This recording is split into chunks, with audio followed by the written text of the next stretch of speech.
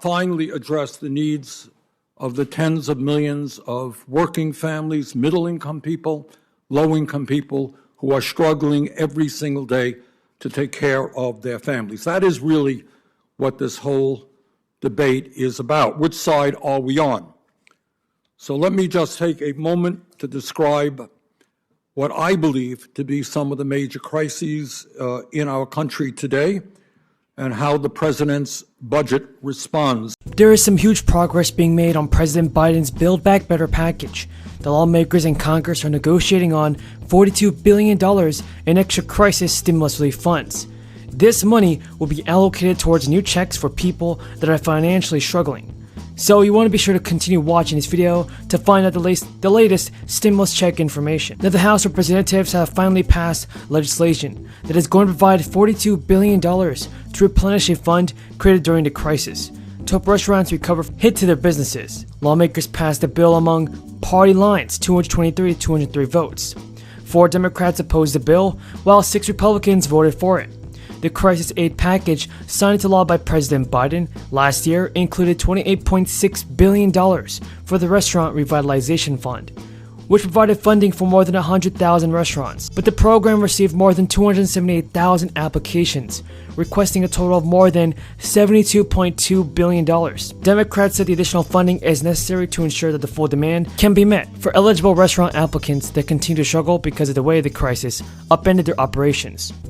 House Small Business Committee Chairwoman Vasquez told reporters, while these companies are dispersed throughout the country, they're united by a common message that small firms are still hurting and they are counting on Congress for more support. Aside from the new $42 billion infusion for the Restaurant Revitalization Fund, the legislation will provide $13 billion for a new Hard-Hit Industries Award program for small businesses that were not eligible for other crisis aid programs.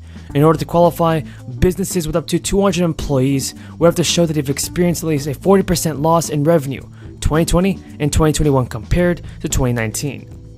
The programs will be offset with any funds received and recovered by the federal government from entities that defrauded past relief programs, like the Paycheck Protection Program.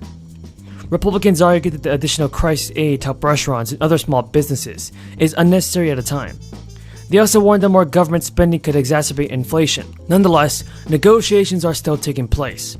A bipartisan group of senators announced earlier this week that they had reached an agreement for a $10 billion crisis relief package that was lower than an amount of $15.6 billion at the bipartisan deal. To these crises.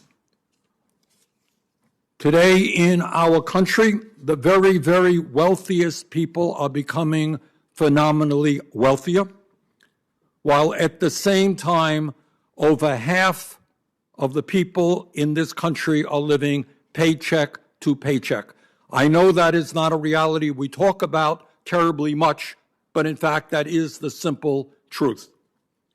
Millions of American workers are trying to get by on $8 an hour, $9 an hour, $12 an hour, all of which, to my mind, are starvation wages. Nobody, no matter what state you are living in, can get by on those wages. In a State of the Union speech, President Biden called on Congress to increase the federal minimum wage to $15 an hour. That is a step forward. We should go further. The federal minimum wage has been stuck at $7.25 an hour for 13 years. 13 years. And if the minimum wage had increased at the rate of productivity since 1968, it would not be $7.25 an hour, it would be $23 an hour. The time is now for Congress to raise the minimum wage to a living wage. Today in America, we have more income and wealth inequality